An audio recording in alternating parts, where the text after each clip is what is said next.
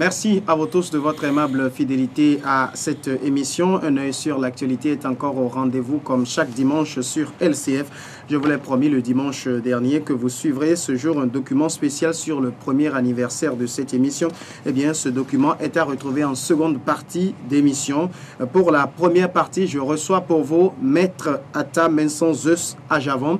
Il est membre de la synergie des organisations de défense des droits de l'homme dont il assure même la coordination. Maître Zeus, bonsoir. Bonsoir. Merci d'avoir accepté notre invitation. C'est tout le plaisir pour moi. Alors, Maître Zeus, lorsqu'on vous voit, on va entrer tout de suite dans le vif du sujet.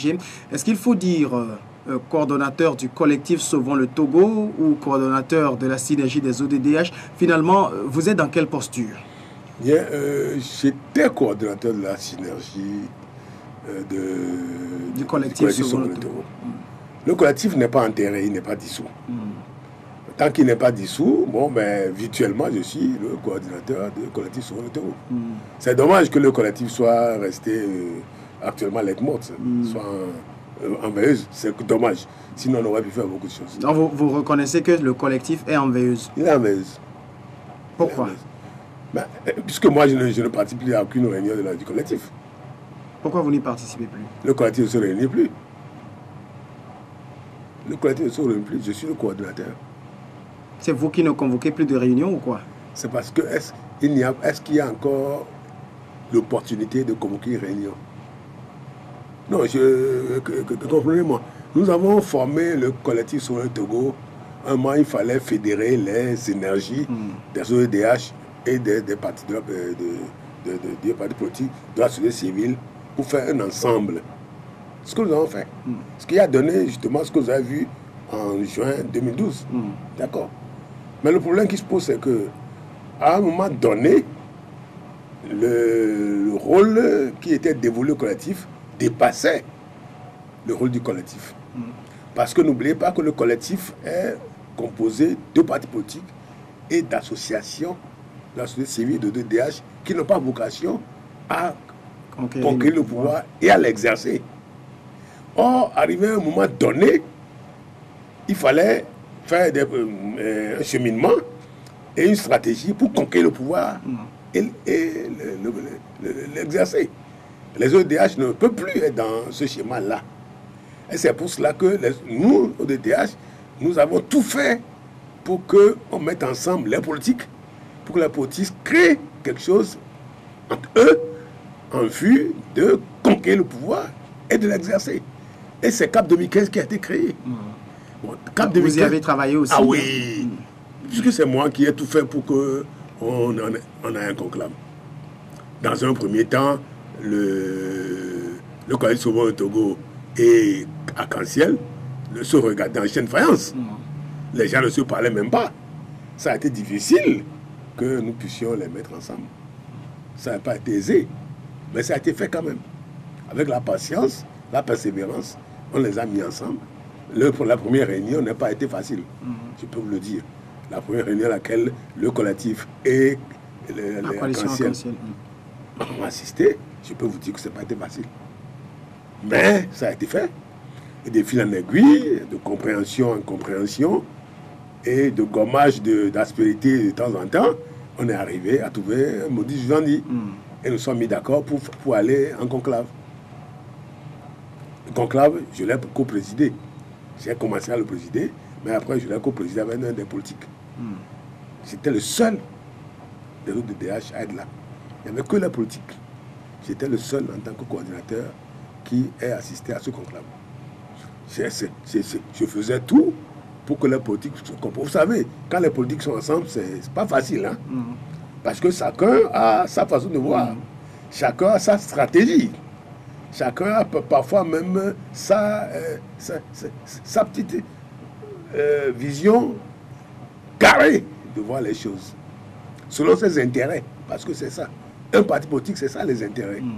Selon les intérêts qu'ils ont déterminés dans leur parti, ils ne veulent pas se départir de ces intérêts-là. Et quand vous les mettez ensemble, ce sont les intérêts qui se choquent et s'entrecroisent.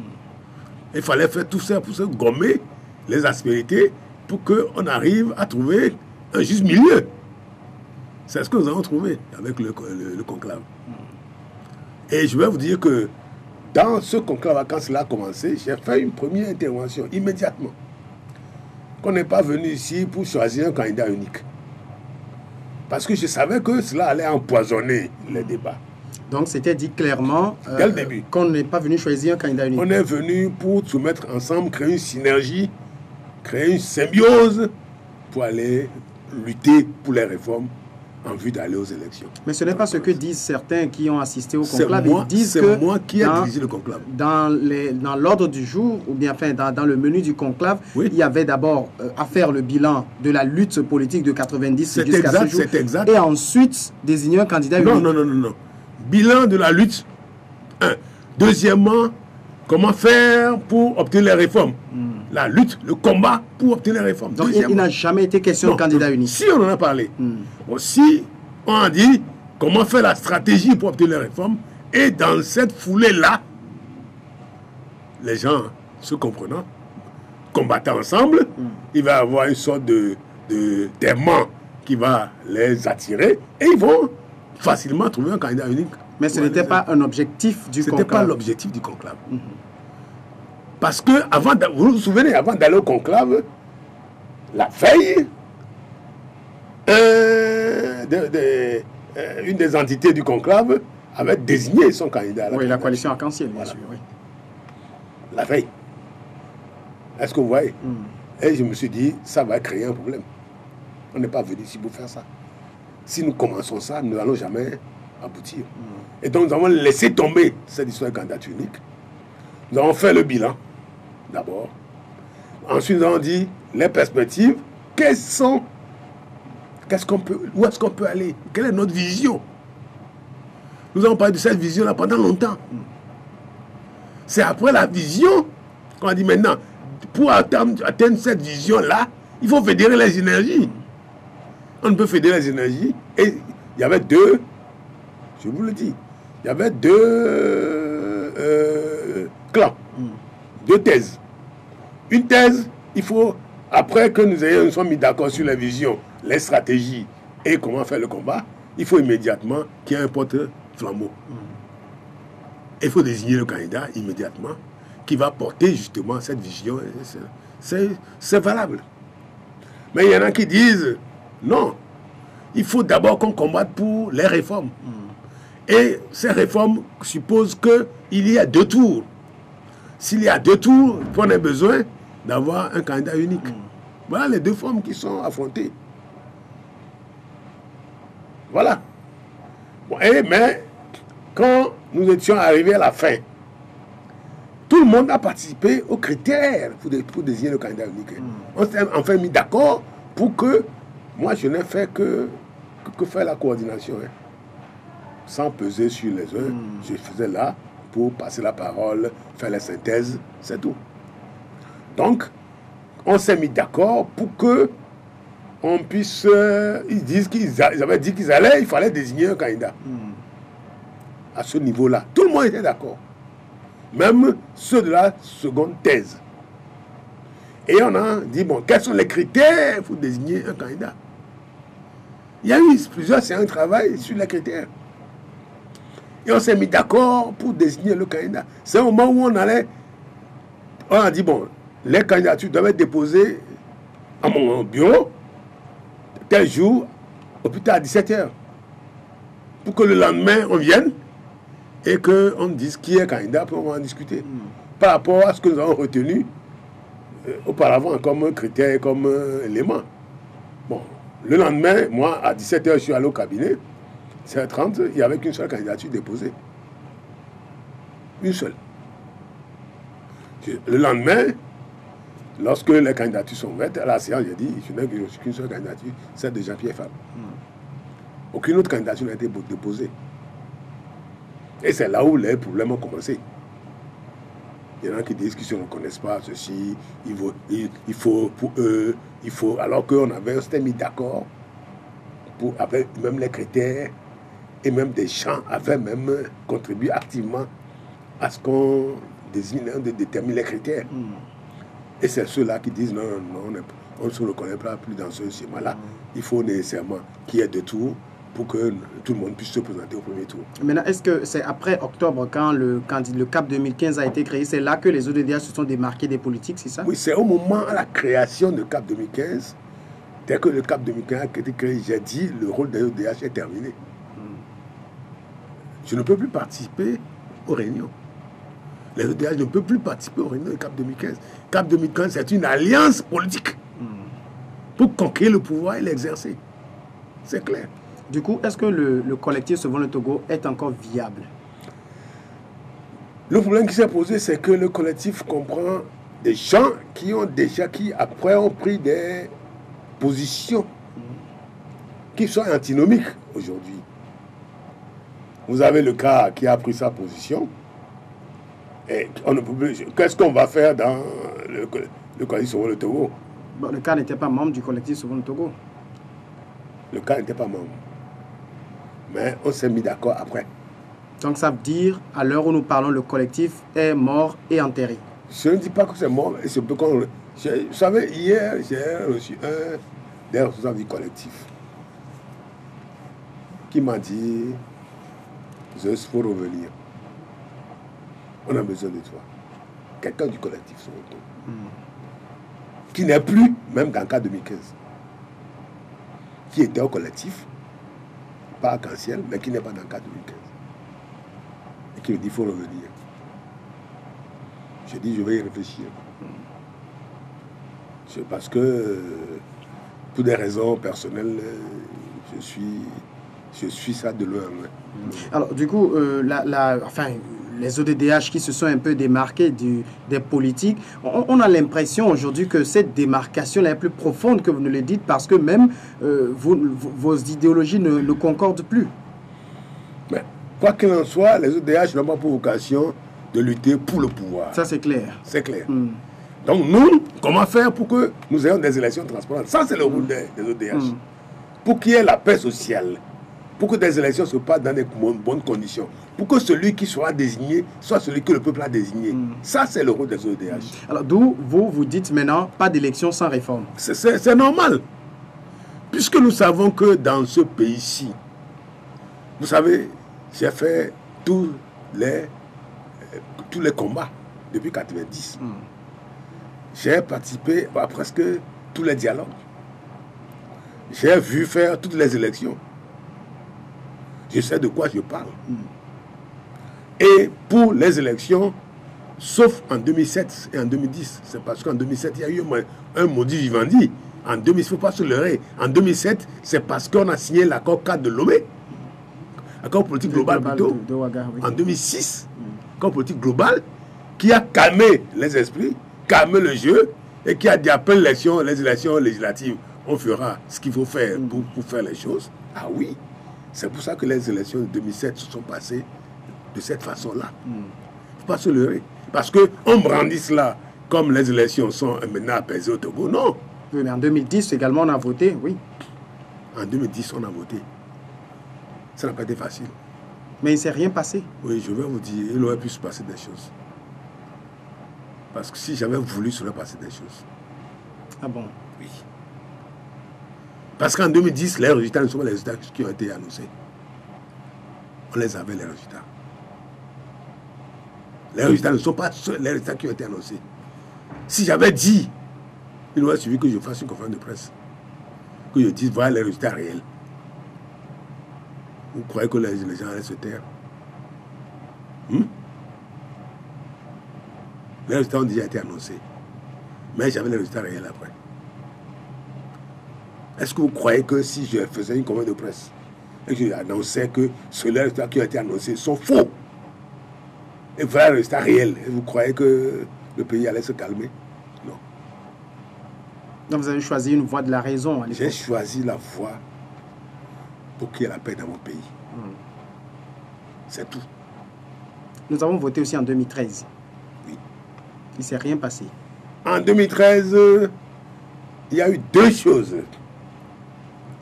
La première, pourquoi est-ce que l'opposition a été battue? Moi, je ne parle pas des tricheries. Ce qui s'est passé en 2013, c'est parce que, il y a une grande partie de l'électorat de l'opposition qui n'a pas voté. C'est clair. nous avons, c'est une, ne vous en faites pas, c'est une élection avec un scrutin de liste. Ah oui. Ah, c'est pas liste majoritaire, c'est liste proportionnelle. Ça dépend des circonscriptions électorales. Ça dépend des découpages. Ça dépend des découpages. Ça dépend de beaucoup de choses. Donc il y a eu le fait que beaucoup d'électeurs n'ont pas voté. Si tous ces électeurs qui n'ont pas voté ont voté, ils n'auraient pas ces résultats-là.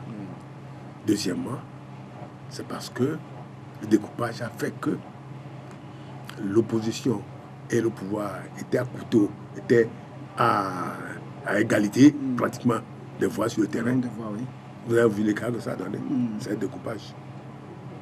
Maintenant, si ce n'était pas ça, s'il n'y avait pas eu ce découpage-là, il aurait eu kiff-kiff à l'Assemblée. Maintenant, si les gens de l'opposition qui n'étaient pas allés voter ont voté, l'opposition l'aurait emporté, comme en 1994. Voilà. Maintenant, est-ce que vous... ce qui fait que nous avons vu qu'à ce moment-là, est-ce qu'il y a eu ce qui s'est passé de façon aussi flagrante en 98, tout cela, ou en 2005, où des gens ont l'une sur le bras, ou des choses. Non, il n'y a pas eu ça. Il n'y a pas eu ça, c'est normal qu'il n'y ait pas eu ces violences-là. Donc, vous vous dites aujourd'hui que si, en 2015, où nous allons voter dans quelques semaines, si on ne fait pas les réformes, il risque d'y avoir des violences, c'est ça? C'est assez clair. Qu'est-ce qui vous fait dire cela? Je vais vous dire, sauf, je le dis moi, je suis conscient de ce que je dis, sauf si, comme on le fait pour que les gens se découragent et qu'ils n'aillent pas voter. C'est-à-dire, si les gens ne vont pas voter, il n'y aura pas de violence, c'est ça? Si les gens ne vont pas voter, qu'est-ce qui va se passer? Faure Gnassingbé va gagner normalement. Légalement. La violence, pourquoi faire dans ce cas-là? Si les gens ne vont pas voter, des gens essayent d'amener le peuple à ne pas aller voter le 15 avril.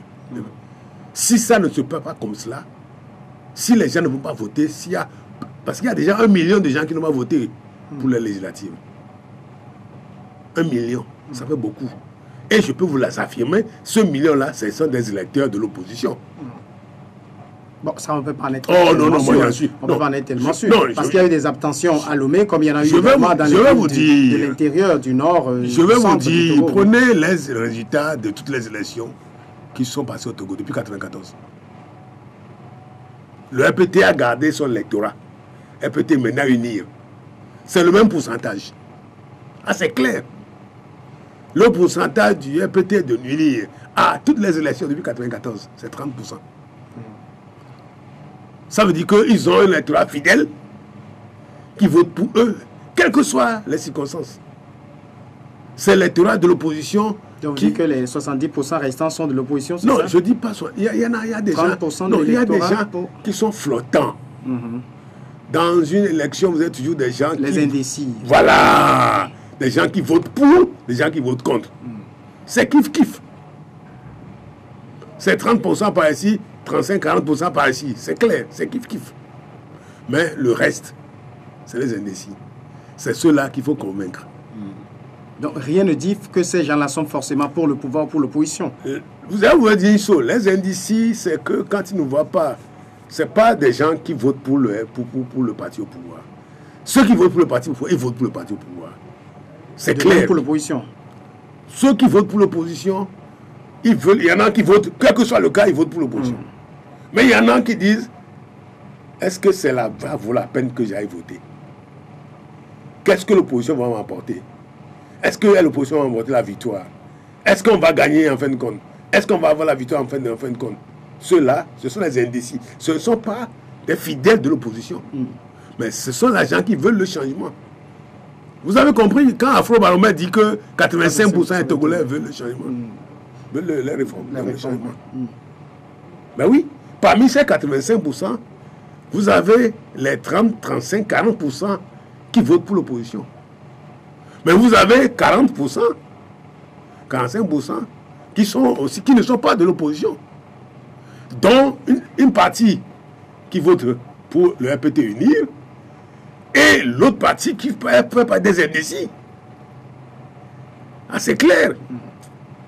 Donc, l'opposition a bon an, mal an, entre 30, 35 et 40% de l'électorat. Le reste, c'est le UNI-RPT et les indécis.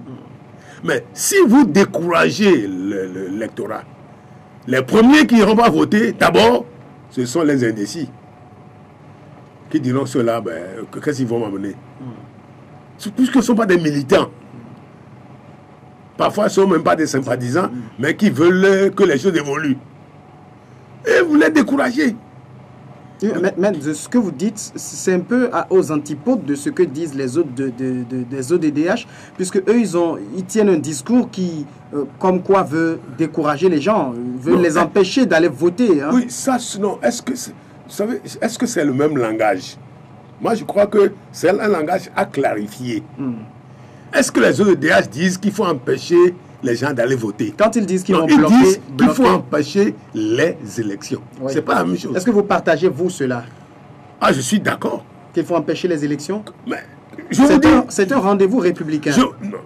Un rendez-vous républicain qui n'est plus républicain. Pourquoi? Dans la mesure où, actuellement, nous sommes hors délai conditionnel. Ce n'est plus la République. Non, on n'est pas encore sorti des délais, puisque le mandat du chef de l'État finit le 2 mai. S'il vous plaît. Le mandat du chef de l'État actuel finit le 2 mai. S'il vous plaît, la condition togolaise est claire. Les élections doivent se tenir, c'est clair, c'est limpide, c'est carré. Les élections doivent être organisées au plus tôt, 60 jours, avant la fin du mandat, ou au plus tard, 75 jours avant la fin du mandat. Mais la Constitution résout encore le problème. La Constitution dit que le chef de l'État sortant reste en place jusqu'à la prise de fonction de son successeur. Pas non. Oui.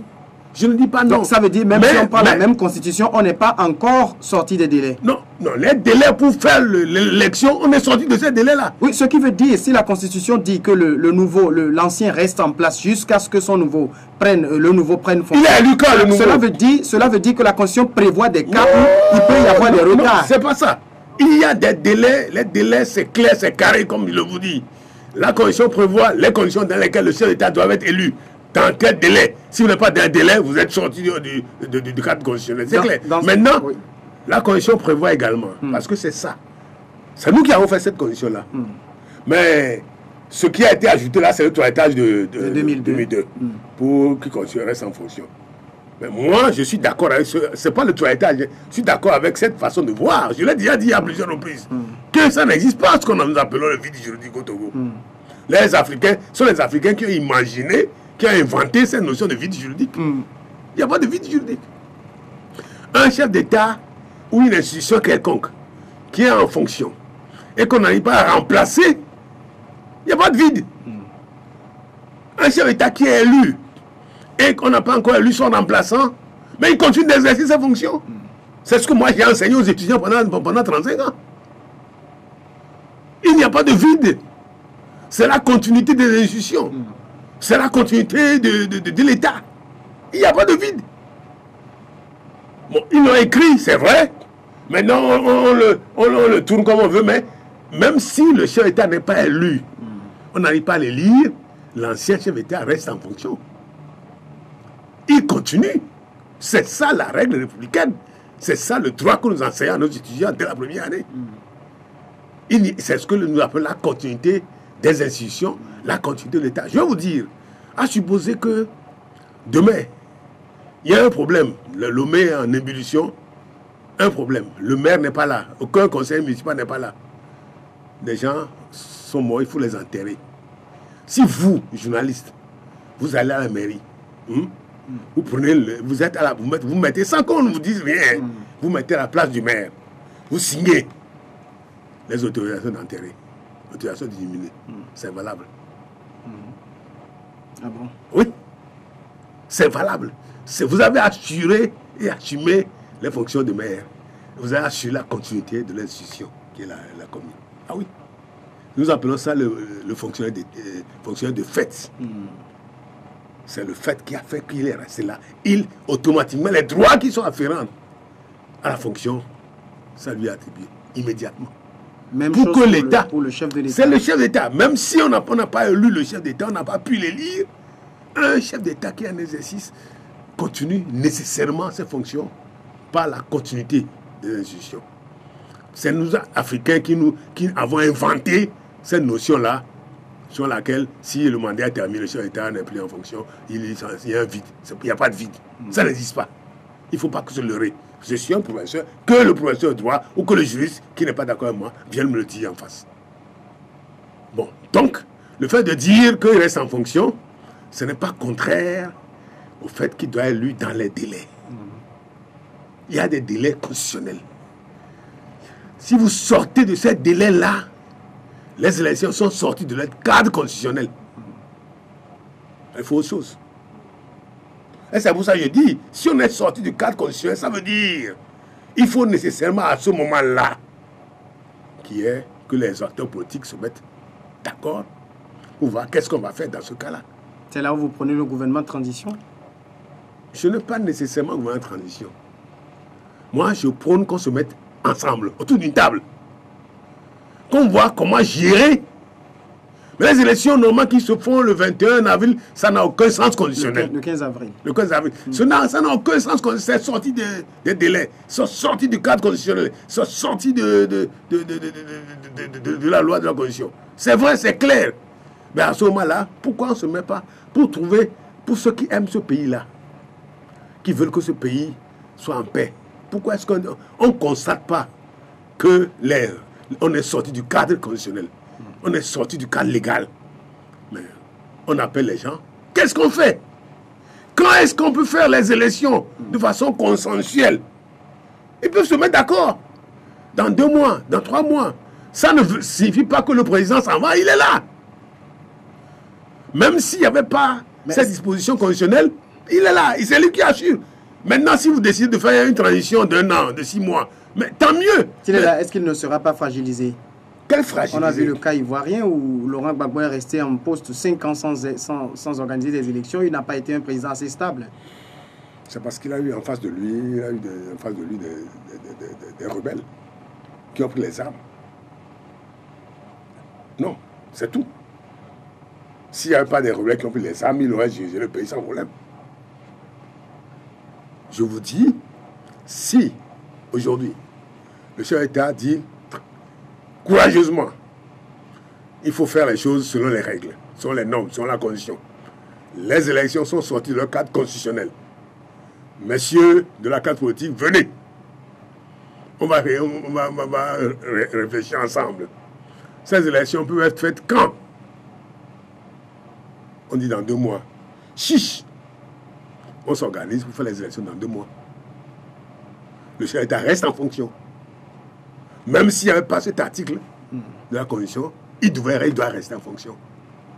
Jusqu'à ce que les choses se fassent.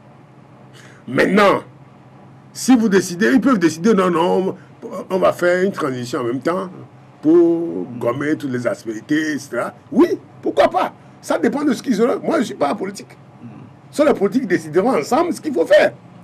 S'ils disent qu'il faut faire une transition, chiche, à ce moment-là, on va décider des conditions de la transition. Moi, je ne souhaiterais pas que ça se passe comme au Burkina avant de faire une transition. Si le président, on le renvoie, il s'en va avant de réfléchir à quelque chose qui est normal, naturel. Il vaut mieux qu'on s'attelle à ça immédiatement et qu'on voit ce qu'il faut faire. Mais quand vous dites au niveau des ODDH qu'il faut, enfin, quand ils disent qu'il faut bloquer le processus actuel, vous dites que vous êtes d'accord, mais quels sont les moyens pour bloquer alors? Je vais vous dire, qu'est-ce qu'est l'arme suprême?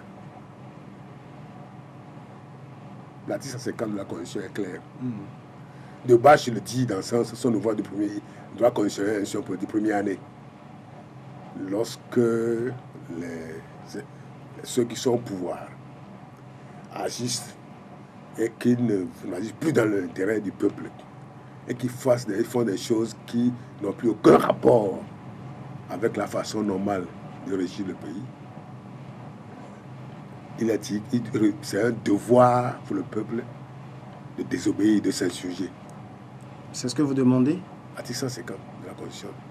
Est-ce que c'est ce que vous demandez? C'est ce que moi, je demande que le pouvoir appelle à ce qu'on s'assoie autour d'une table. Mais si le pouvoir n'appelle pas qu'on se mette autour d'une table, et si on va aux élections, tête dans le mur, moi je ne veux plus voir le millier de morts que j'ai vu en 2005. Rien ne dit qu'il y aura ça. Hein. Mais je vous dis... C'est vous qui voyez peut-être ça dans votre imagination. Non, ce n'est pas une imagination. Rien ne dit, rien ne présage que cela va arriver. C'est du réel. C'est ce que moi j'ai vu. J'ai vu des gens morts, j'ai vu des gens blessés. Oui, ben, c'est peut-être arrivé en 2005, mais nous sommes en 2015. Je vais vous dire, qu'est-ce qui s'est passé dans la prouette de Gou la dernière fois? Celui qui a tué dans le Gou, son nom se trouve dans tous les rapports. Hein. Son nom se trouve à la CPI. Moi, j'ai déposé une requête à la CPI. Son nom se trouve dedans.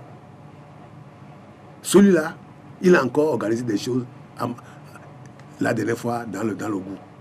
Il est prêt à recommencer. Est-ce que vous êtes sûr que tous ceux qui ont fait 2005 et qui sont encore en activité, est-ce que ceux-là, quand on va leur dire que le chef est battu, est-ce que vous croyez qu'ils vont se taire? Ou quand ils vont savoir que si on ne fait rien, le chef ne sera pas chef, est-ce que vous croyez qu'ils vont se taire? Est-ce que vous le croyez? Dites-moi, très honnêtement, est-ce que vous croyez qu'ils vont se taire?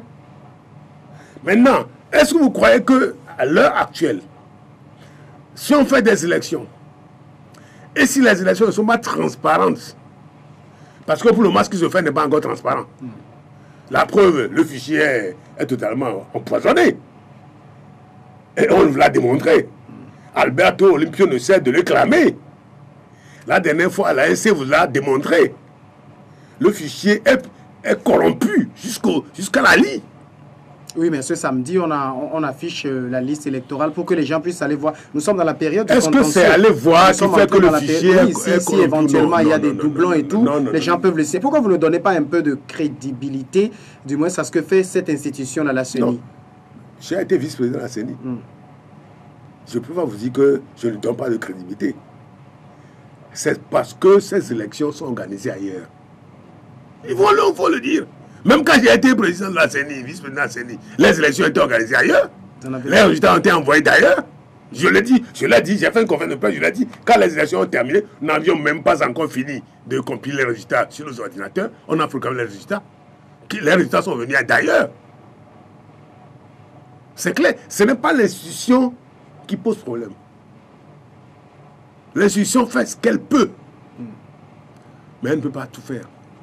Les décisions sont prises ailleurs et sont exécutées ailleurs. C'est ça le problème fondamental. Alors si ça continue comme cela, vous croyez que les gens vont accepter que dans ces conditions, on dise que de la même manière que je l'ai dit, si on dit demain que Ford n'est pas élu, vous croyez que ces gens vont se taire? Les gens qui ont fait 2005, ils vont se taire? Vous croyez? Et vous croyez aussi que quand on va dire que Ford est élu, vous croyez que les autres vont se taire de la même manière? Vous le croyez? Vous le croyez? Ce n'est pas de mon imagination. Non, vous le croyez? C'est pour cela qu'il faut qu'aujourd'hui, tout le monde réfléchisse. On réagisse par rapport au Togo. Le Togo est un petit pays. Très petit pays. Oui, mais on se connaît tous. Dans ces conditions, Maître Zeus, où vous voyez que ces élections-là, sans les réformes, n'ont aucun sens, comment expliquez-vous alors que les partis politiques avec lesquels vous avez travaillé sont en train d'aller à ces élections-là? Vous savez, ce n'est pas seulement les réformes qui posent problème, parce qu'on peut faire les élections pour avoir quoi? Des 2 tours. Et la limitation du mandat. Oui, mais il y avait les 2 tours, il y avait la limitation en 98. Et pourtant, ça n'a rien donné. Ce n'est pas ça. Transparence du scrutin. C'est indispensable. C'est ce qu'on appelle les réformes électorales. Les gens ne parlent que des réformes institutionnelles et constitutionnelles. Le 2 tours, le mandat, non. Les réformes électorales sont indispensables pour assurer la transparence de l'élection. Et ces réformes électorales commencent par le fichier. Si le fichier est vicié, empoisonné, corrompu, mais tout est corrompu. Le fichier, c'est la tête. Lorsque la tête du poisson est corrompue, c'est tout le poisson qui est corrompu, qui est pourri. Lorsque la tête du poisson est pourrie, c'est tout le poisson qui est pourri. C'est pour ça que quand vous allez au marché, quand les dames vont voir si le poisson est bon, on ouvre dans les branchies pour voir si la tête est bonne. Si la tête est pourrie, tout le reste est pourri. C'est clair. Or, le fichier électoral constitue, la liste électorale constitue la tête du point de démarrage. Si c'est corrompu, tout le reste est corrompu. Et alors, comment vous expliquez, vous, que certains se préparent à aller à ces élections-là? Ben, je vais vous dire une chose. Aucun parti responsable et raisonnable ne peut non plus croiser les bras pour dire j'attends les réformes. On ne se bat pas pour aller aux élections, jamais. Aucun parti responsable. Nous sommes à quelques jours, quelques semaines des élections. Et les gens vont se croiser les bras pour dire nous luttons pour les réformes. À supposer qu'une semaine avant les élections, il faut dire oui, je fais les réformes de tout machin. C'est à ce moment-là qu'ils vont s'organiser. Mais c'est tout le contraire de ce que vous avez dit il y a quelques semaines où vous dites qu'aucun parti responsable n'irait à ces élections. Justement, j'ai dit les deux. Je crois que c'est une escroquerie qu'on a faite à mon égard. J'ai fait une déclaration qui est en deux parties. On a pris la première partie, on a laissé la deuxième partie. Et on a fait d'emphase autour de la première partie.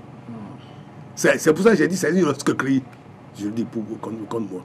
J'ai dit exactement ceci. Qu'aucun parti responsable ne peut aller à des élections dans ces conditions-là. J'ai dit également, mais aucun parti responsable ne sera les bras croisés pour dire j'attends les réformes.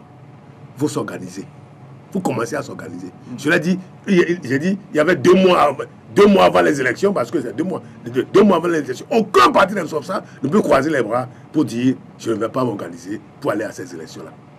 J'ai dit les deux. On a passé la première partie, on a laissé la deuxième partie. Parce que c'est la première partie qui organise, qui arrange pour démobiliser la population. C'est ça. Parce qu'on a voulu démobiliser la population. Qui? Je n'en sais rien. Mais en tout cas, le résultat, c'est qu'on a pris ce que j'ai dit pour m'opposer à ceux qui veulent aller aux élections. À aucun moment, je n'ai été opposé à ceux qui veulent aller aux élections. À aucun moment. À aucun. J'ai dit, il faut se préparer pour aller aux élections. Et il faut se préparer pour combattre, pour aller pour les réformes. J'ai dit les deux. Mais j'ai vu ce qui s'est passé en 2013. Nous, au CST, nous avions dit, sans réforme, pas d'élection. Et nous étions prêts à tout faire pour que les élections n'aient pas lieu. Nous avions les moyens d'empêcher ces élections-là. J'avais dit qu'on va les empêcher. Mais ça, bien. On nous a, avec la communauté internationale, représenté par l'ambassade des États-Unis, l'Union européenne, les gens nous ont reçus, les religieux nous ont reçus, aussi bien les catholiques que les protestants. On nous a aussi bien les presbytériens que les méthodistes, l'église catholique, on nous a reçus, on nous a dit il faut faire la paix sociale, il faut faire la paix des braves, vous allez discuter. On a accepté. Et on a discuté sous l'égide de Monsieur Bariga et l'ambassadeur des États-Unis. Nous avions dit non, même dès l'entrée, c'est moi qui ai conduit la délégation. Et dès l'entrée, j'ai dit sans réforme, pas d'élection. Je l'ai dit. Au cours de cette discussion, quand je parlais de réforme, je croyais que j'ai fait je regarde à gauche, à droite. J'étais seul à parler de réformes avec les miens. Ah oui. J'étais seul à parler des réformes avec les miens. Je n'avais plus de soutien pour parler des réformes. Le CST était resté seul à parler des réformes pendant la phase finale d'une discussion. Le CST a demandé, bon, le ministre Bawara, nous voulons ça, nous voulons ça, nous voulons ça, nous voulons ça. Le ministre Bawara nous a dit, je n'ai pas mandat pour parler de ça. Mais je vous dis, c'est le CST seul qui a posé cette question-là. Qui voulait les réformes. CST composé des partis politiques qui sont au Cap actuellement. Qui dit, nous voulons les réformes avant.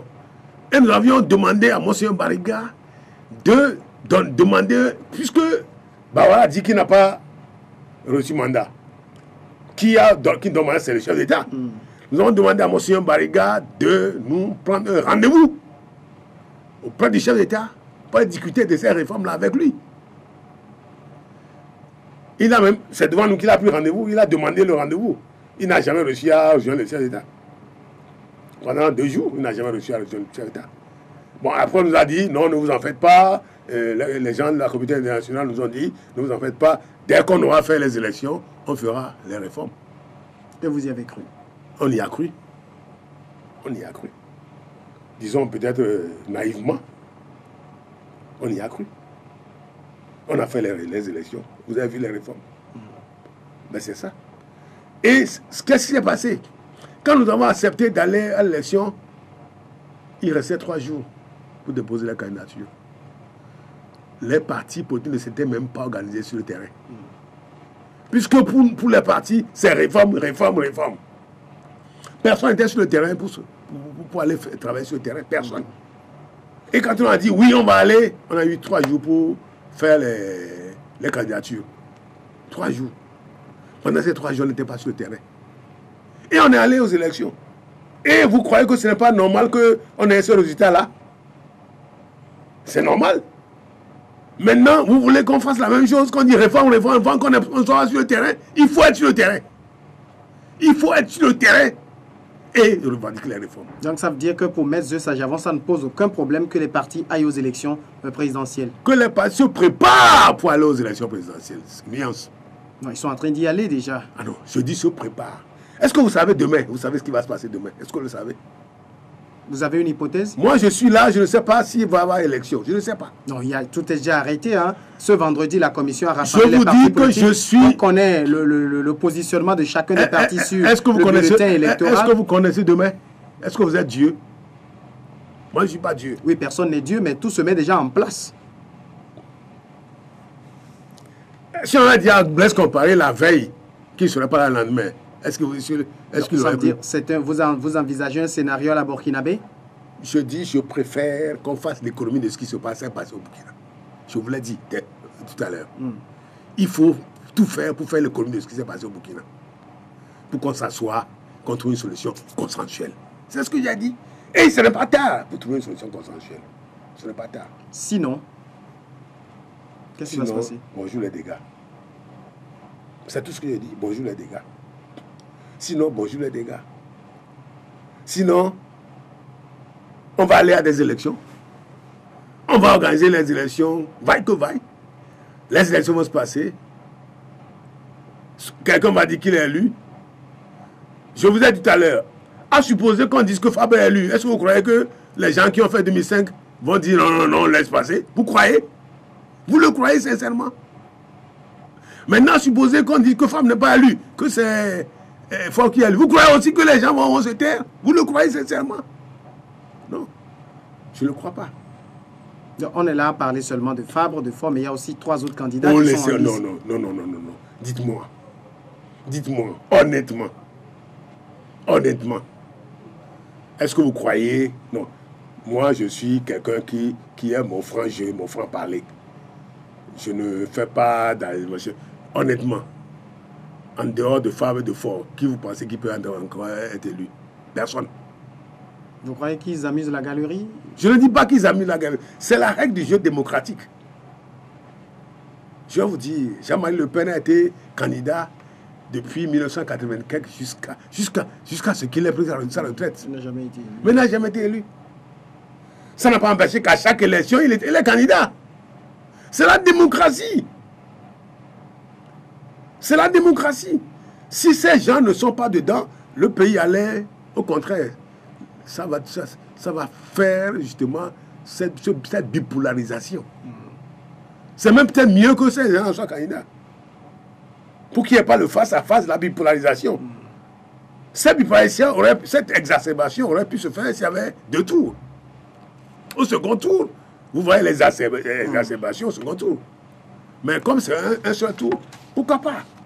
Mais c'est dommage parce que tous ceux qui sont candidats, ils sont là pour pomper les voix de l'opposition. Pas seulement. Oh si! Je vous dis que le parti au pouvoir a des électeurs qui, bon an, mal an, votent pour eux. C'est compact. Ils votent de la même manière depuis 1994. Ils ne changent pas. C'est toujours la même proportion. Ça ne change pas. Quel que soit ce qui se passe, ils voteront pour le RPT uni. Point barre. Point barre. Alors, les autres, Ils vont prendre les voix d'où? Pas de ceux-là. Ils vont prendre les voix de l'opposition. Ils vont pomper les voix de l'opposition. Ah, c'est peut-être fait pour. C'est peut-être fait pour. Je dis c'est la démocratie, mais c'est dommage que ça soit ainsi. C'est peut-être fait pour. Parce que je vous ai dit tout à l'heure que le RPT, bon an, mal an, a 30% de l'électorat. Parfois moins, parfois. En tout cas, c'est 30%. Bon an, mal an, l'opposition a 30, 35, parfois 40%. Ça dépend des élections de l'électorat. Il reste le reste. Il reste 30% qui flottent. Alors, si ces 30% ne vont pas voter, qui flottent, si parmi les 40% qui votent ici, il y a des gens qu'on a découragés, on a démobilisés, qui ne votent pas, peut-être 5% seront découragés. Il va rester 35%. Si c'est 35%, l'autre a 30%. 35%, il y en a qui votent, il y a 2-3% qui votent pour celui-ci. 3%, 4% qui votent pour celui-là. 3% qui votent pour celui-là. Ça fait quoi? Ça fait, c'est un tour. Ça veut dire que celui qui a 30% a 30%. Ces 30% sont là. Ça va aboutir à quoi? Le second verra 24%. L'autre aura 3-4%. L'autre aura 3-4%. L'autre aura 2-3%. Ah, c'est ça. Parce que c'est les voix, les 45% de l'opposition, qui sont ainsi partagées. Automatiquement, celui qui a le pouvoir fort, il va être élu. Normalement, dans ce cas-là. Mais vous reconnaissez que la démocratie est ainsi faite? C'est la démocratie, je ne dis pas non. C'est la démocratie. Mais est-ce que, je vais vous dire, est-ce que vous croyez que le petit peuple va comprendre que c'est parce que les gens ne sont pas votés, qu'on n'a pas élu son challenger? Est-ce que vous le croyez?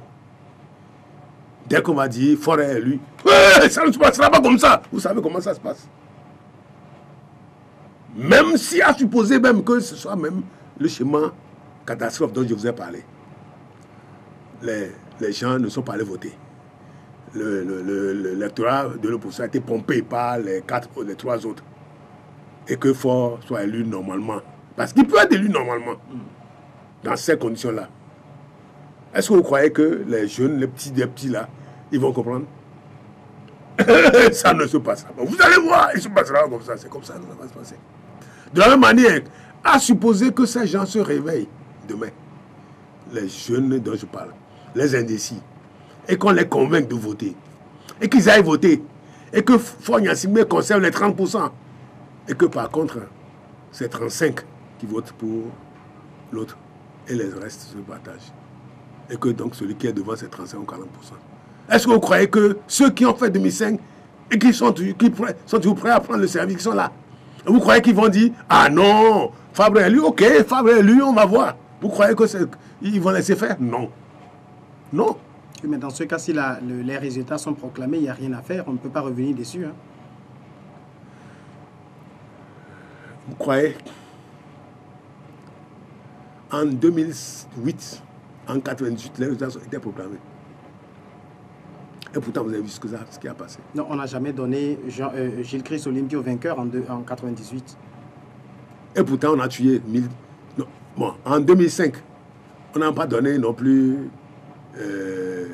Abitani vainqueur. Non, il s'était autoproclamé. Non, je ne dis pas non, mais légalement. On a donné Faure Gnassingbé vainqueur. Et pourtant, il y a 1114 morts. Et pourtant, il y a 1114 morts.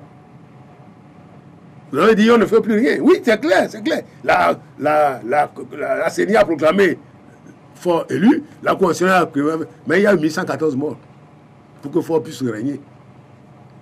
Ah oui. C'est ça que vous voulez? Je vous dis que si ça se passe de cette façon-là, et si on dit que Faure est gagnant, vous aurez encore ce qui s'est passé en 2005. Et si on dit que Fabre est gagnant, vous aurez peut-être, je ne sais pas dans quelle proportion, mais ceux-là ne vous laisseront pas faire non plus. Mais est-ce qu'il y aura quelque chose si les gens sont bons joueurs, sont gentlemen, quand on proclame le résultat, quel que soit le vainqueur, quel que soit le vaincu, si le vaincu appelle le vainqueur et dit félicitations, bravo, tu as gagné à la régulière. Est-ce que vous croyez que Faure Gnassingbé est capable, s'il est battu, prendre son téléphone? Vous trouvez qu'il ne peut pas le faire? On m'a dit qu'il ne peut pas. Qui vous a dit ça? je ne vais pas vous dévoiler un certain nombre de choses parce que j'ai posé cette question-là. Avec toutes les preuves de bonne volonté qu'il Je a vais vous données. dire, on a eu une discussion très poussée. Avant même qu'on ait mis sur la place publique ces histoires d'un mandat, deux mandats, tout cela. C'est depuis 2012. La question a été posée qu'il fallait pouvoir accorder un dernier mandat à Faure Gnassingbé. Oui. Depuis 2012. Oui. Depuis 2012. Et on lui donne un dernier mandat, c'est son dernier mandat. On considère ce mandat, c'est ce qui a été dit après, on considère ce mandat comme le premier et celui qui va faire comme le second. J'ai répondu, c'est une délégation qui est venue me rencontrer. Je ne veux pas donner des détails. C'est une délégation qui est venue me rencontrer sur ce sujet. J'ai répondu ceci. Est-ce que vous me demandez que Faure se présente une autre fois ou vous me demandez qu'il ait un mandat? Je n'ai pas eu de réponse. J'ai dit, est-ce que vous voulez, si vous dites que Faure veut un autre mandat, est-ce que vous voulez que les élections se passent de façon non transparente pour qu'on puisse encore tricher et le proclamer vainqueur, même s'il n'a pas gagné? Est-ce que c'est ça que vous me demandez? Je n'ai pas de réponse. Je dis maintenant, je vais vous dire, moi je suis au DDH. Je souhaiterais que les élections soient transparentes. Et que celui qui a gagné soit le vainqueur. Et que celui qui a gagné puisse ne pas parader outre mesure, ne pas crier victoire et outre mesure, mais soit humble devant sa victoire. Et que celui qui a perdu puisse avoir aussi l'humilité, la hauteur de prendre son téléphone, de féliciter celui qui a gagné. J'ai demandé, est-ce que Faure Gnassingbé peut, si on dit qu'il est perdant, est-ce qu'il est capable de prendre son téléphone, de féliciter celui qui a gagné? La réponse qui m'a été donnée ce jour-là, c'est non. La réponse qui m'a été, je le dis publiquement, devant tout le monde. La délégation qui est venue me voir. C'était une délégation du parti au pouvoir? Je ne veux rien dire. Oui, mais parce que les gens peuvent je suis un homme avec beaucoup d'expérience qui véhicule un certain nombre de choses. Je préfère me taire sur certaines choses. Mais les gens peuvent venir parler au nom du chef de l'État forcément. Est-ce que je vais dire que c'est le chef de l'État forcément, parce que vous ne l'avez pas personnellement rencontré. Est-ce que je vous ai dit que c'est le chef de l'État qui vous les a envoyés? Je vous ai jamais dit ça. Oui, mais vous ne l'avez pas. Vous n'avez pas personnellement rencontré. Je vous ai dit c'est une délégation qui est venue me parler. Sur cette question-là. Sur cette question. Je vous ai dit c'est une délégation qui est venue me parler sur cette question. Dans cette délégation, je ne connaissais qu'une seule personne. Une seule. Une seule personne qui a conduit la délégation. Tous les autres, je ne les connaissais pas. Je ne les connaissais pas. Ils vous ont assuré que le chef de l'État n'est pas capable de décrocher son téléphone pour appeler. On m'a dit que le chef de l'État n'est pas, comme on le connaît, il ne peut pas prendre son téléphone et féliciter son adversaire. C'est ce qu'on m'a dit. J'ai dit, dans ces conditions-là, il ne sera pas candidat. Ben, la même chose peut se dire aussi du candidat de l'opposition, hein, ou des candidats de l'opposition. Est-ce qu'eux aussi sont capables de prendre le téléphone pour les élections sont transparentes. Parce qu'on peut toujours trouver des arguments et dire que les élections n'ont pas été transparentes. Je parle avec les gens de l'opposition, je suis avec eux. Je ne vois aucun d'entre eux, je vous le dis, la main sur la conscience.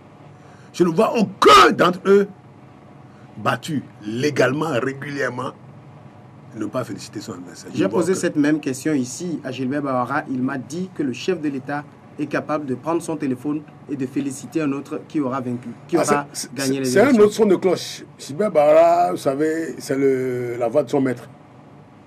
C'est un autre son de cloche. C'est un peu comme vous aussi, vous parlez au nom de l'opposition. Non. Vous êtes un peu la voix de l'opposition. Je ne parle pas au nom de l'opposition, je parle de mon nom personnel. Vous savez ce que j'ai dit quand on a dit que Faure Gnassingbé n'est pas capable de prendre le téléphone de dire, de féliciter. J'ai dit, j'étais au Sénégal. Lors de l'élection, le deuxième tour de l'élection de Wade. Quand on a commencé à annoncer les résultats sur les médias, Au bout de 2 heures, c'était clair que Wade était battu. 2 heures. Avant même que la CENI, la commission, tout cela, mais au bout de 2 heures, avec les résultats, c'était clair que Wade était battu. C'est Wade lui-même. Wade lui-même. Et Dakar commençait à être en ébullition. Je vous le dis très ami, c'était assez. Les jeunes commençaient à être en ébullition. Wade a pris son téléphone. C'est la première chose qu'il a faite. Non, Wade est un grand homme. Quel que soit ce qu'on dit sur lui, il a d'abord appelé les journalistes. Première chose. C'est devant les journalistes qu'il a appelé Macky Sall pour le féliciter. Devant les journalistes. Ça a été diffusé en direct. Dakar s'est calmé, le Sénégal s'est calmé. Les jeunes qui voulaient bouger sont rentrés à la maison. Rien ne s'est plus passé. J'ai dit ça à la délégation qui était venue. Que si Faure est capable, s'il est battu, de prendre son téléphone et de féliciter l'adversaire, personne ne fera plus rien derrière. Personne. Notre pays est comme ça. Ce n'est pas seulement le Sénégal. Le Sénégal, le Togo, partout. Quand le chef d'État va prendre son téléphone et va féliciter l'adversaire qui a gagné, personne ne dira plus rien. Même ceux qui ont fait 2005 se tairont. C'est comme cela que ça se passe. J'ai dit, si ce n'est pas comme cela, alors je ne souhaiterais pas qu'il se présente même pas l'élection. C'est tout. C'est la réponse que j'ai donnée à la délégation qui est partie. Voilà. Maître Sajavon, au niveau de la synergie des ODDH, qu'est-ce qui se passe le jeudi et vendredi? Ils avaient programmé un sit-in devant la Commission électorale nationale indépendante. On ne vous a pas vu là-bas. Est-ce qu'il y a une scission? Non, il n'y a pas de scission. Je suis... ils ont mon soutien moral. Seulement? Oui. Et vous approuvez le mouvement qu'ils ont fait là? Je vais vous dire, très franchement, très humblement, je ne pense pas que c'est ce qu'ils ont fait qui doit être fait pour atteindre l'objectif qu'on s'est assigné. Nous avons un objectif commun, c'est ça, sur ce point, nous sommes d'accord. Quelles sont les actions à mener pour atteindre cet objectif? On n'est plus d'accord. À ce qui a été fait, je ne suis pour rien. Vous croyez que je vais demander à ce que les gens sortent, que je demande que les gens sortent et qu'on mette ce qu'on fait d'habitude pour que les gens sortent et qu'il y ait ce monde-là qui est sorti la dernière fois? Vous croyez? Vous croyez? Je suis un homme responsable. J'ai un passé quand même à gérer. Après avoir fait tout ce que j'ai fait là, vous croyez que je vais m'abaisser, me ridiculiser à faire ce qui s'est passé la dernière fois là avec les gens? Moi je suis passé à côté. Puisque j'allais à la cour d'appel. J'avais une audience à la cour d'appel. Je suis passé, j'ai vu le nombre de gens qui étaient là-bas. Avant qu'on ait commencé à lancer les gaz, c'était très tôt le matin. Elle a lancé l'eau, machin. Je suis passé, j'ai vu le nombre de gens qui avaient là-bas. À peine une trentaine. Je ne vous le fais pas dire. Est-ce que vous croyez que moi, je vais faire ça là pour après avoir mis 800 000 personnes dans la rue pour obtenir ça là? Vous croyez? Non, s'il vous plaît. Non. Alors vous ne pouvez pas m'avoir vu faire ça, mettre 800 000 personnes dans la rue et obtenir ça. Non. C'est pour cela que je suis de cœur avec eux. Mais ce n'est pas moi qui ai organisé ça. C'est tout ce que je peux vous dire. Et je ne l'organiserai pas ça. Ça là. Ce qui s'est passé là, jeudi, vendredi, si c'est moi qui organise ça, ce ne sera pas comme cela. Et je n'ai pas organisé ça là. Non, c'est clair. Vous savez, j'ai déjà dit une fois au Togo, lorsque nous avons créé le Cascotte en 2005, qui a fait tout ce qu'il fallait faire, et qu'on voulait me remplacer, on a tout fait pour me remplacer à la tête du Cascotte. Ceux qui m'ont remplacé d'ailleurs, c'est Mme Aïda qui a pris ma place. Elle a été ministre après. Ah oui. C'est Maître Sambi qui a été vice-président de ce cascode-là, c'est M. Sanvi aujourd'hui avocat de l'État togolais. Ah oui. J'ai dit, à l'époque, retenez. Nous sommes au Togo. Nous savons tous ce que chacun est capable de faire. Et tout le monde peut faire ce que chacun est capable de faire. Moi, je m'en vais. Est-ce que vous n'avez jamais plus entendu parler du cascode? C'est fini. Je répète, chacun est capable, tout le monde sait ce que chacun est capable de faire. Mais certains pensent qu'ils sont capables de faire des choses. Certains le pensent. Parfois honnêtement. Parfois malhonnêtement. Parce qu'ils savent qu'ils ne sont pas capables. Mais ils disent qu'ils sont capables. Il y en a honnêtement qui pensent qu'ils sont capables. Mais c'est devant les faits qu'ils se rendent compte que ce n'est pas ça. En tout cas, moi, je compte toujours sur le fait qu'on va tout faire pour que les élections n'aient pas lieu le 21 avril. Le 15 avril. Le 15 avril. Et qu'on s'assoie autour d'une table. Et qu'on discute. Et qu'on voit consensuellement ce qu'on peut faire pour le bien de notre pays. Quand vous dites tout faire, c'est des actions ou bien c'est des voies républicaines que vous allez utiliser? Ben, la Constitution est claire. Elle donne les moyens jusqu'à l'insurrection, article 150. C'est tout. C'est constitutionnel, c'est légal, c'est républicain. Et parce qu'on a vu qu'en 2012, vous avez fait appel à cet article qui n'a finalement rien donné aussi. Hein. On a vu ce que ça donne. Non, on a vu. Ça aurait pu donner. Ça dit qu'en 2012, je vais vous dire, en 2012, les gens ont dit que nous avons prévu faire ceci. Non, on n'a pas prévu l'insurrection en 2012. On avait prévu faire une démonstration de force. C'est ce qui a été fait. La démonstration de force a été faite. Si on avait prévu l'insurrection, on n'aurait pas prévu 3 jours. Non? Si on avait prévu l'insurrection, avec les 800 000 personnes qui ont été dans la rue le premier jour, on aurait pu faire beaucoup de choses. Il y en a eu moins au Burkina avant qu'ils ne fassent ce qu'ils ont fait. On n'a pas prévu ça. On n'a pas prévu ça du tout. Pour faire une insurrection, il faut d'autres moyens, il faut d'autres structures, il faut d'autres organisations. Et on espère que vous ne prévoyez pas l'insurrection. Je ne prévois pas l'insurrection. Je ne peux pas prévoir. Moi, je dis, c'est un moyen qui est donné au peuple lorsque on ne peut plus rien faire d'agir. C'est ce que je dis. Je suis un juriste.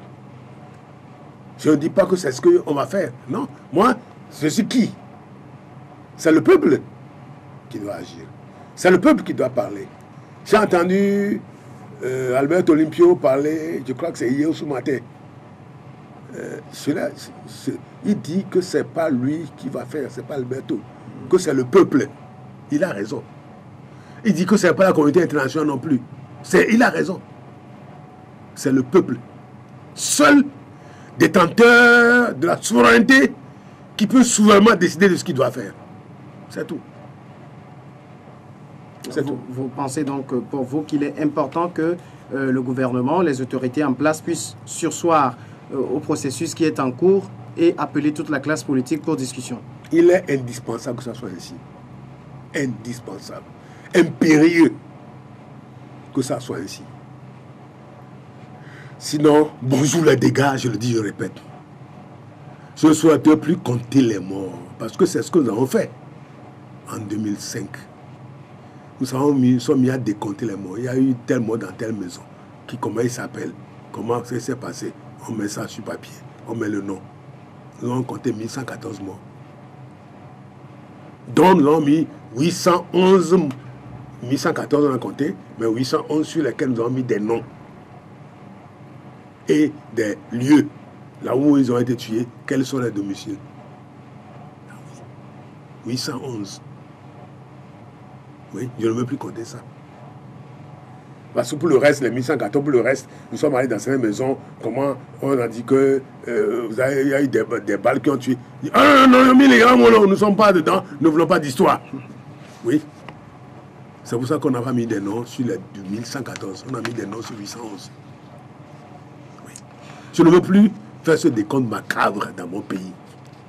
Le Togo est petit, très petit. On se connaît tous. Vous savez, j'ai mes amis partout. Hein. De Lomé jusqu'à Saint-Cassé. J'ai des amis partout. Je le dis, je le répète, je le répète. Lorsque quelqu'un tombe à Ného, quelqu'un pleure à Korbongo. Parce que nous sommes tellement imbriqués par l'histoire. D'abord l'histoire passée et par la vie commune d'aujourd'hui, que nous avons des amis, des parents partout sur le territoire. Alors si quelqu'un tombe à Djankese, quelqu'un pleure à Saint-Cassé. Parce que cette personne est liée à la personne qui est tombée à Djankese ou à Nord. C'est ce que je dis. Ce Tego est tellement petit que pourquoi nous ne préservons pas cela? C'est tellement petit que nous sommes tellement imbriqués. Pourquoi on ne préserve pas? Ça, c'est un bijou, hein. Vous savez. Le fait qu'on soit petit et le fait qu'on se connaisse, on a des amis partout, on a des parents partout, mais ça peut être une richesse pour que ce pays évolue rapidement. Si on conjugue tout cela, si on met ça en valeur, ça peut être un élément tellement important pour que ce pays décolle plus que tous les pays qui sont autour de nous. Il ne faut pas que cela soit annihilé par cette volonté morbide et têtue d'aller à une élection présidentielle qui constitue un abîme incommensurable dans lequel on va se jeter. C'est ce que je dis. Merci Maître Zeus Ajavon d'être passé dans cette émission. Je vous remercie. Je rappelle que vous êtes membre de la synergie des organisations de défense des droits de l'homme. Et c'est la fin de la première partie. Je vous laisse maintenant suivre le document spécial que nous avons réalisé à l'occasion du premier anniversaire de cette émission.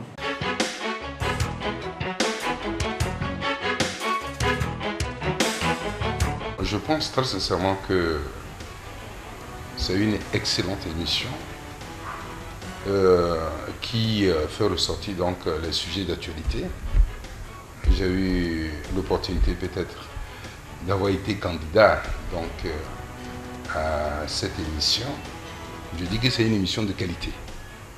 C'est lié aussi donc au professionnel du journaliste qui pose des questions. Parce qu'en fait, le journaliste te pousse donc à livrer le fond de ta pensée sur un certain nombre de sujets de préoccupation des Togolais.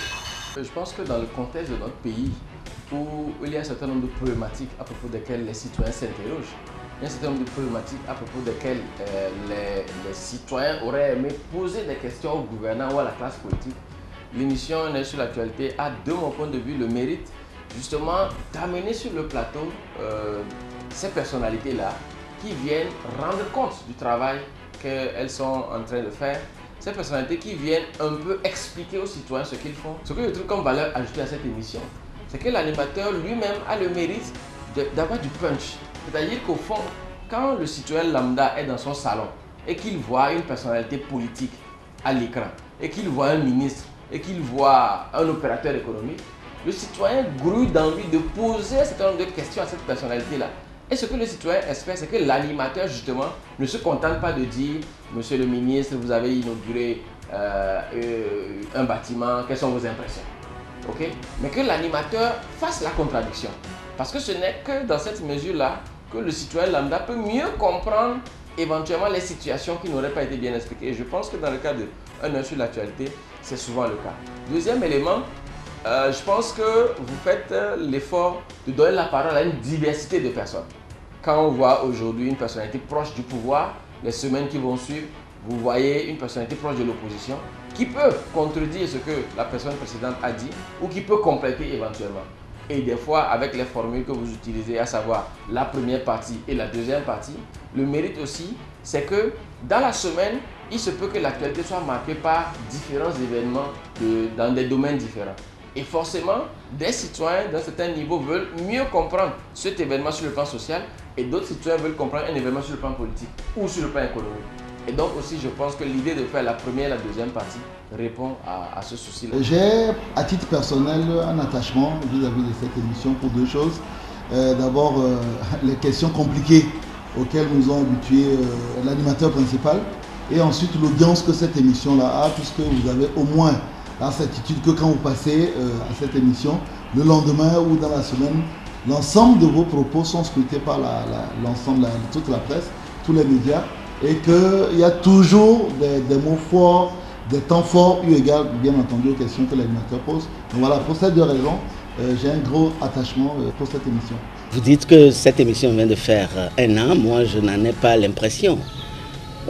Si vous ne le dites pas, je dirais que c'est une émission qui a déjà fait plusieurs années, tellement cette émission s'est imposée et qui a donné encore un éclat à votre télévision qui aujourd'hui reste dans le monde médiatique un média incontournable. Par rapport à l'émission elle-même, d'abord, il y a la dénomination. Cette dénomination, un œil sur l'actualité, je ne sais pas de qui vient cette dénomination, mais je pense que c'est une dénomination très captivante parce que dès que vous entendez cela, vous qui venez dans cette émission, vous avez déjà une idée de ce que vous êtes venu faire. Vous allez parler de l'actualité, mais également de façon assez pointue parce que ça ne va pas dans tout ce qui se passe dans cette actualité. Ça va sur des sujets bien précis de cette actualité. Et le téléspectateur également qui vient sur cette émission, c'est à peu près de quoi elle va parler. Donc je pense que c'est cette dénomination qui est la première qualité que j'ai trouvée à cette émission.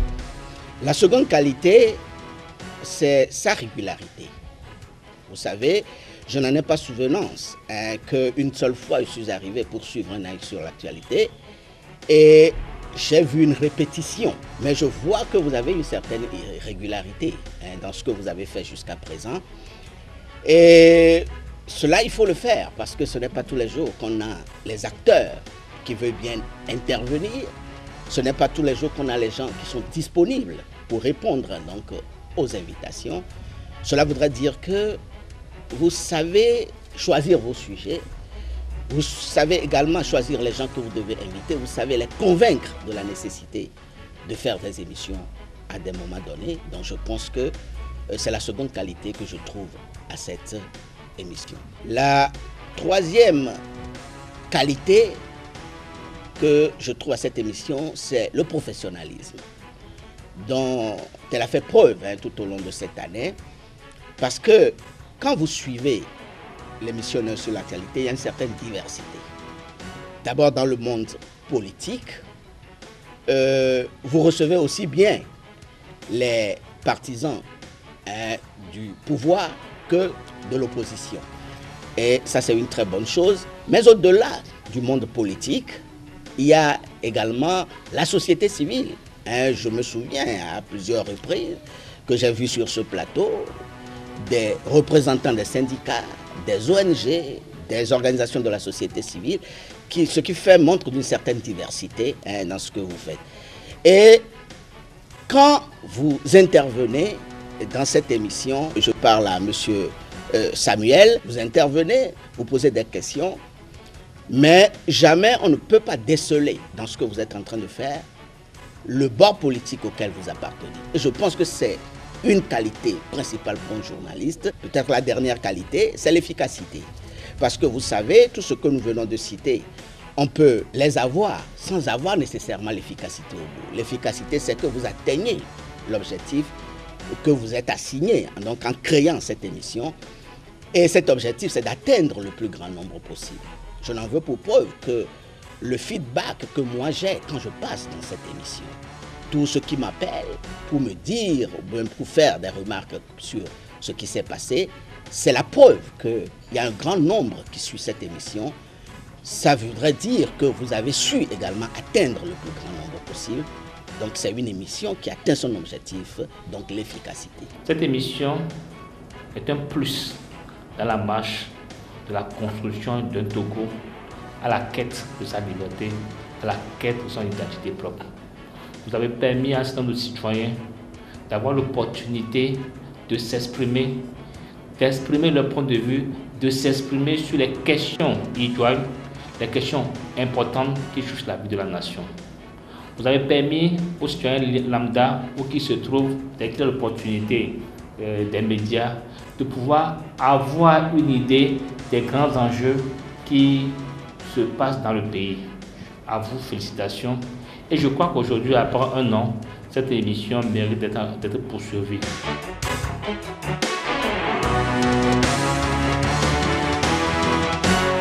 Ça nous apporte deux choses. La première, c'est que ça nous amène à chercher. Parce que quand vous allez à une émission avec Samuel, vous ne vous levez pas comme ça au pied levé pour y arriver, parce que vous savez qu'il y aura des questions dures et qu'il ne faut pas arriver comme ça pour se retrouver devant des questions auxquelles on n'est pas en mesure de répondre. Donc ça nous amène à davantage travailler. Ça, c'est le premier élément. Et le deuxième élément, j'ai parlé tout à l'heure de l'audience de cette émission, c'est que en réalité, on s'adresse mieux à notre audimat, on s'adresse mieux à nos militants, on s'adresse mieux aux sympathisants, on s'adresse mieux au peuple togolais grâce à cette émission, parce que le temps imparti est suffisant quand même pour que la personne puisse exprimer tout ce qu'il a. Donc pour ces deux raisons, je pense que c'est une émission, comme je l'ai dit tout à l'heure, qui est très importante dans le grand paysage des émissions qui se passent à l'échelle nationale. Je suis passé déjà plusieurs fois dans cette émission, au point que j'ai même oublié que cette émission a commencé par se produire il y a seulement une année. Donc cela voudrait dire que nous en avons besoin pour faire passer nos idées, nous en avons besoin pour éclairer la lanterne de la population sur un certain nombre de choses qui se passent dans notre pays. Et sur le plan politique, des émissions comme ça, les politiques en ont nécessairement besoin parce que ça nous permet de nous exprimer. Quand des sujets arrivent, ça nous permet de dire au peuple togolais ce qui se passe. Et à travers cela, les gens comprennent beaucoup de choses.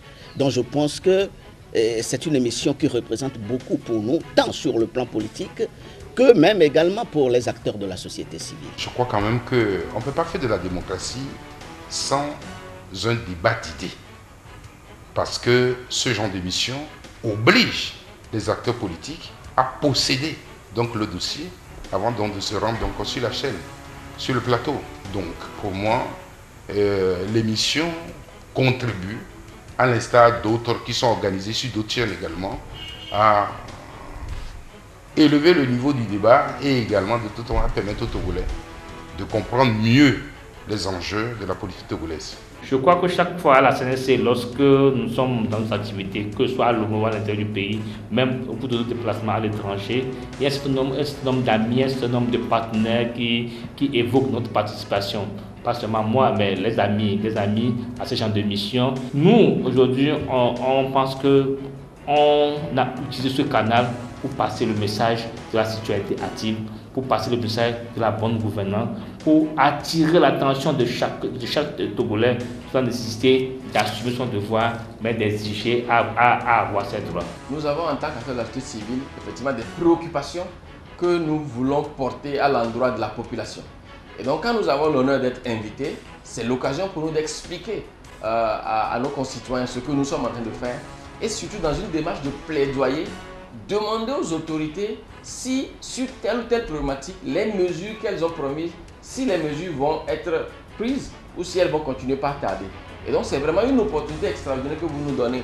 Parce que des fois, nous allons vers les autorités, nous allons vers les partis politiques, mais c'est des rencontres à deux, c'est des rencontres dans un mur, et on n'est pas forcément suivi par l'ensemble de la population. Ou bien des fois, les autorités elles-mêmes ne sont pas ceux qui peuvent décider.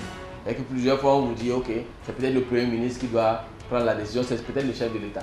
Et donc, à travers cette émission-là, nous sensibilisons la population, nous arrivons à interpeller des ministres, nous arrivons à interpeller le Premier ministre, nous arrivons à interpeller le chef de l'État. Nous n'avons jamais eu l'occasion de rencontrer le chef de l'État, mais je crois que depuis son salon, quand nous parlons, il nous suit. Et je pense que c'est un élément assez important. D'un autre point de vue, quand vous recevez d'autres personnalités, et qu'effectivement, comme vous le faites des fois, et nous vous en félicitons d'ailleurs, les questions que nous-mêmes, on aurait aimé poser à l'invité, je pense que dans beaucoup de cas, vous les posez directement. Et ça nous rassure par rapport ou bien à la conviction que nous avons que ce qui est fait est bien fait, ou bien la conviction que, effectivement, les plaidoyers que nous faisons pour que des changements soient opérés, ce n'est pas nous seuls qui sommes porteurs de ces plaidoyers-là, que vous, des médias et d'autres citoyens partagent les mêmes préoccupations. Je pense que c'est essentiellement ce que je peux dire en lien avec cet aspect-là.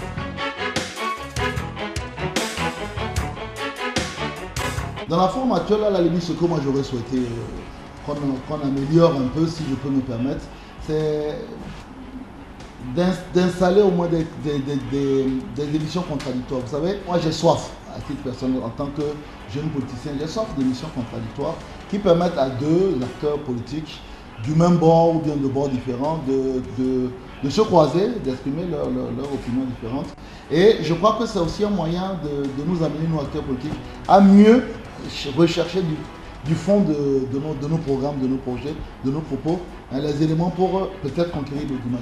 Parce que quand on fait une émission qui est un peu directionnelle, uniquement vis-à-vis d'un seul protagoniste, l'épreuve est moins importante que si vous aviez l'animateur qui, comme je l'ai dit, s'est titillé, mais un adversaire politique ou bien un autre partenaire politique ou de la société civile qui reste réellement dans le débat contradictoire. Je sais qu'il y a des émissions qui sont faites. Moi, j'ai participé avec d'autres personnes, mais qu'on puisse avoir des émissions contradictoires, surtout avec deux personnes ou deux entités ayant des approches politiques ou alors deux bords politiques complètement opposés, je pense que ça donnera plus de piquant à l'émission. C'est une émission qui dure 1h30 de temps. Des fois, vous coupez cette émission en deux, c'est-à-dire de 45 minutes. Moi, je ne suis pas contre le fait qu'on coupe cette émission en deux, bien que j'aurais souhaité que ce soit une émission qui se passe d'un trait en 1h30 minutes, mais je ne suis pas fondamentalement contre. Mais ce que j'aurais souhaité, c'est que même en coupant, il faut que ce soit sur un même sujet. Il faut que vous discutiez toujours sur le même sujet. Parce que quand on vient et qu'on suit la première personnalité qui parle et qui expose ses idées, on s'attend toujours à voir dans la seconde partie des avis contraires. Des avis contraires, quelqu'un qui viendra peut-être prendre le contre-pied de ce qui avait été dit. Donc, j'aurais aimé que l'on puisse toujours travailler sur un même sujet, même s'il faut scinder ces émissions en deux. La deuxième chose que je peux dire, c'est que sur certains sujets importants, j'aurais aimé que vous vous fassiez seconder par un autre journaliste. Ce n'est pas que vous ne faites pas bien votre travail, vous le faites parfaitement bien. Mais si vous vous faites seconder par un autre journaliste sur certains sujets assez brûlants de l'heure, ou bien quand vous recevez certaines personnalités, vous pouvez vous faire seconder par un autre journaliste. Cela donnerait à l'émission une certaine singularité, une certaine particularité, une certaine solennité. Et je crois que c'est à peu près les quelques remarques que j'ai à faire à propos donc, de cette émission que nous aimons tant. Je pense que cette émission gagnerait davantage donc en densité, en crédibilité, en invitant en ce temps de campagne les différents candidats à venir exprimer les grandes lignes de leur programme. Parce qu'il s'agit de quoi?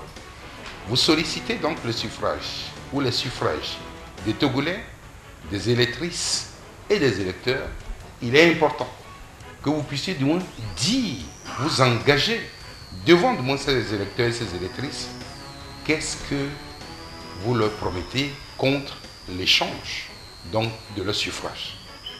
Le débat qui se pose aujourd'hui, c'est de savoir quel est le contenu du programme des différents candidats, notamment est-ce que c'est la création d'emplois qui est donc leur mesure phare?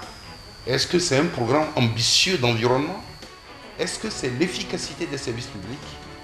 Est-ce que c'est l'amélioration du cadre macroéconomique? Est-ce que c'est le développement de l'agriculture? Est-ce que c'est le rayonnement du Togo sur le plan international? Est-ce que c'est la lutte contre la corruption et l'impunité? Ou est-ce que le développement des infrastructures? Je crois que c'est autant de questions que, en tout cas, votre chaîne devrait poser du moins aux candidats qui ont la prétention donc de succéder du moins à Faure Gnassingbé ou à Faure Gnassingbé lui-même, qui de toute façon remplit à sa propre succession. S'il y a quelque chose qui manque cruellement dans notre pays, de mon point de vue, c'est les espaces de débat véritablement contradictoires. Il y a rarement l'opportunité de faire la contradiction. Et donc s'il y a une seule suggestion que je peux faire, c'est de voir dans quelle mesure sur des problématiques assez brûlantes. Aujourd'hui, on parle de la grève des syndicats. On parle d'une part de la STT et du gouvernement. On parle d'autre part de la STT et des autres centrales syndicales. Moi, je pense qu'inviter ou la STT et le gouvernement, ou la STT et les autres centrales syndicales, pour que les gens nous expliquent leurs divergences et que les gens eux-mêmes puissent réaliser effectivement qu'ils doivent normalement être sensibles aux arguments développés par les autres. Sur le plan politique aussi, on a rarement vu un opposant et un membre du parti au pouvoir venir débattre de façon contradictoire. Et donc moi je pense que c'est la suggestion essentielle que je ferai. Surtout que nous rentrons dans une période électorale. Moi je pense que ça va être un peu de nature à ennuyer les gens. Que comme dans une salle de cinéma, chacun se met sur les rangs et que le jour où vous êtes invité, vous venez, vous faites votre show et vous partez. Il faut créer des espaces de débat contradictoires autour d'un certain nombre de thématiques. Il ne s'agit pas de voir fondamentalement quelles sont les idéologies, parce qu'en Afrique, ce n'est pas les idéologies, mais sur la problématique par exemple de la CVJR, sur la problématique de la lutte contre la torture, sur la problématique des réformes au niveau politique et économique, sur la problématique de la bonne gouvernance. Qu'est-ce que telle tendance pense? Qu'est-ce que telle autre tendance a comme proposition alternative? Voilà un peu ce que je ferai comme suggestion pour justement qu'il y ait un peu plus de punch et pour que la classe politique et les acteurs de la société civile et toutes les parties prenantes qui viennent à votre émission puissent, j'allais dire, élever aussi le niveau du débat. Parce que quand vous allez à un débat et que vous savez que la contradiction va se faire, alors vous-même vous prenez vos mesures pour ne pas, excusez-moi, dire n'importe quoi.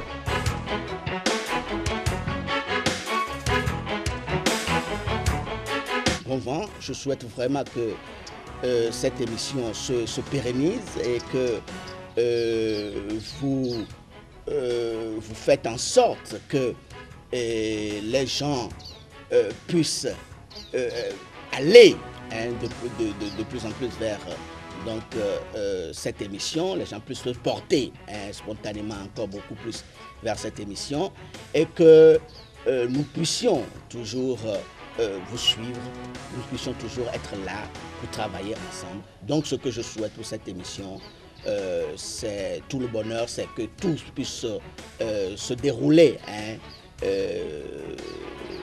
de façon assez aisée devant elle et qu'elle puisse toujours aller de l'avant. Moi je souhaite que ça continue, que ça dure, que vous continuez à être aussi impertinent sur le plateau. Et que, comme je l'ai dit tout à l'heure, que les débats contradictoires, et même peut-être des débats chocs, puissent exister, parce que j'ai l'impression qu'au Togo encore, on n'a pas encore des clashs entre des adversaires politiques, et que le débat contradictoire n'est pas encore une réalité. Donc tout ce que je vous souhaite, c'est qu'on casse de temps en temps votre studio, comme ça on saura que vous avez fait votre travail. Tout ce que nous pouvons souhaiter, c'est bon voir cette émission-là. C'est demander que aussi bien la direction que tous les partenaires qui peuvent vous soutenir d'une façon ou d'une autre soient derrière vous, pour que ce que vous faites déjà soit amélioré et que dans les années à venir, on puisse citer cette émission-là en référence, non pas seulement au Togo, mais je pense au niveau international. Je pense que quand vous observez aujourd'hui, à la faveur de toutes les chaînes qui sont sur les satellites, quand vous observez des journalistes d'autres pays, je ne vais pas en citer forcément, ou d'autres chaînes, vous voyez que les journalistes togolais n'ont pas grand-chose à leur envier. C'est juste une question de moyens, c'est juste une question de conditions à créer pour que les gens donnent le meilleur d'eux-mêmes.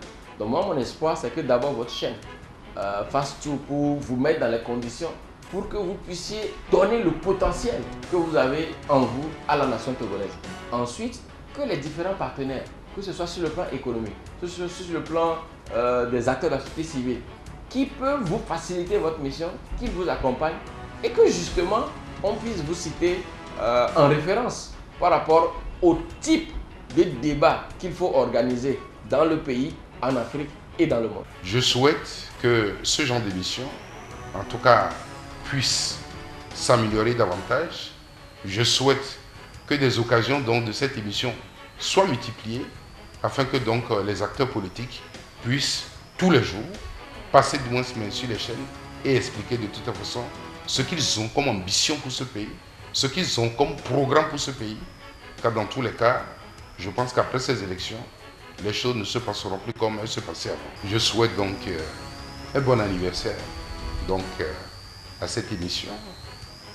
Et je souhaite également que ce genre de débat se multiplie dans la semaine parce que le Togo et son peuple ont besoin d'élever le niveau de la démocratie. Et pour élever le niveau de la démocratie, il faut forcément qu'il y ait des débats de haut niveau qui puisse de toute façon élever la constance civique et politique des Togolais. Une chaîne de télévision plus épanouie, plus audacieuse et qui contribue à l'émergence du respect des droits, des libertés et des devoirs de chaque citoyen, à l'émergence d'un Togo propre, d'un Togo démocratique où seule la loi règle les problèmes et met les citoyens ensemble.